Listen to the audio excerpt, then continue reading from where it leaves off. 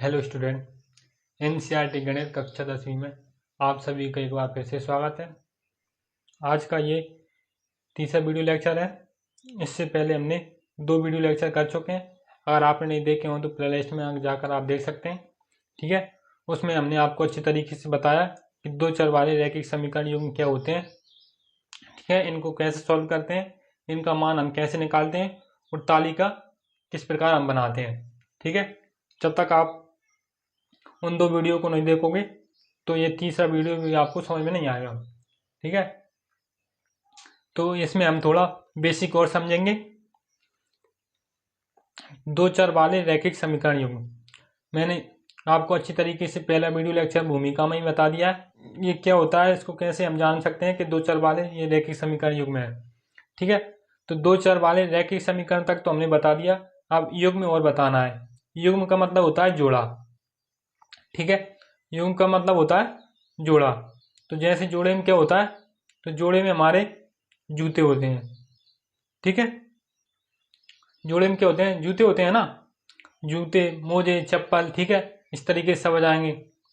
और कान की बाली, है ना, ये सब जोड़े में ही होते हैं।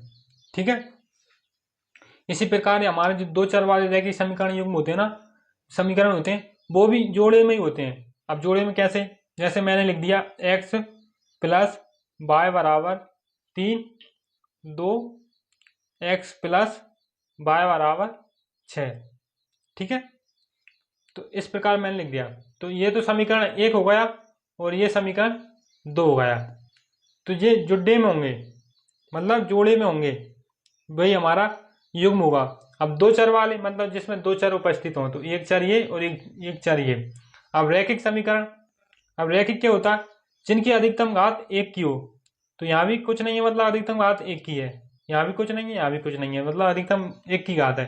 कुछ भी नहीं है वहाँ 1 की घात जरूर होगी, है ना।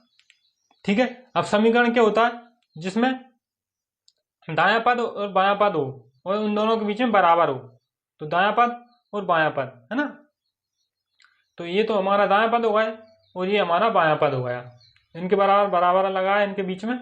ठीक है, मतलब एक तरफ हमारे RHS और एक तरफ LHS, RHS और एक तरफ LHS। ठीक है, उनके बीच में बराबर का निशान हो हमारा समीकरण कहलाता है वो, है ना। अब युग्म, युग्म मैंने बता दिया, युग्म मतलब जो जोड़े में हो, जैसे ये दोनों समीकरण जोड़े में है। ठीक है, आई होप आपको अच्छी समझ में आया होगा। नहीं आया हो तो वीडियो एक बार और देख सकते हैं ना। ठीक है, तो जोड़े में होगा। अब इस अध्याय में हम 3 विधि पढ़ेंगे। 3 विधि कौन सी, एक तो ग्राफीय विधि, और दूसरी है विलोपन विधि,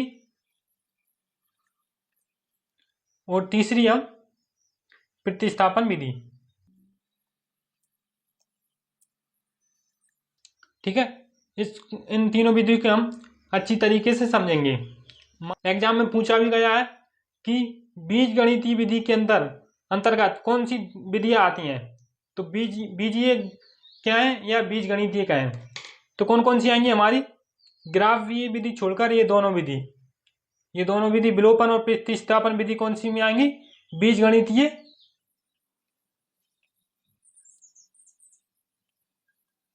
या बीजीय विधि के अंतर्गत ना। ठीक है, बीजीय विधि के अंतर कौन कौन सी आएंगी, विलोपन विधि और प्रतिस्थापन विधि। ठीक है, और ये ग्राफीय विधि, सॉरी या ग्राफ में राखी रपार आएगी, ग्राफीय विधि, है ना। ठीक है, हम 3 विधि के बारे में पढ़ेंगे, इन 3 विधि के बारे में। तो हम अब इस ग्राफीय विधि के बारे में जानेंगे। इस ग्राफीय विधि क्या होती है, इसको कैसे निकालते हैं। ठीक है, अब मैंने आपको 2 वीडियो लेक्चर में एक तालिका बनवाई थी। वो तालिका कैसी थी, इस प्रकार मैंने एक तालिका बनवाई थी। मान लीजिए हम यहाँ अपनी मर्जी से वो मान रख देंगे, जैसे x और y। जब x का मान हमने 0 रखा तो मान लीजिए y का मान कितना निकल के आ गया, तो 3 निकल के आ गया। जब हमने x का मान 1 रखा तो y का मान क्या निकल के आ गया, 2 निकल के आ गया। ठीक है, इस प्रकार की एक तालिका बनाई थी हमने, है ना। अगर आपने नहीं देखा हो तो आप देख सकते हैं। तालिकाओं के बारे में वो व्यक्ति बता सकता है जो हमारे संगे कंटिन्यू हो, मतलब पहला और दूसरा वीडियो लेक्चर देखा हो। ठीक है, वो तालिका कहाँ से आती, तो वो तालिका यहाँ से आती। मैं एक बार बताता हूँ आपको। तो ये हमने पहला उदाहरण किया था, ये वाला पहला उदाहरण किया था ना, इसमें ये तालिका निकल के आ गई थी। ये हमने दूसरा और तीसरा उदाहरण किया था, इसमें भी एक तालिका ये है और दूसरी तीसरे उदाहरण की ये है। ठीक है, तो तालिका किस प्रकार निकाली थी हमने, ये पूरा सॉल्व करके बताया था मैंने।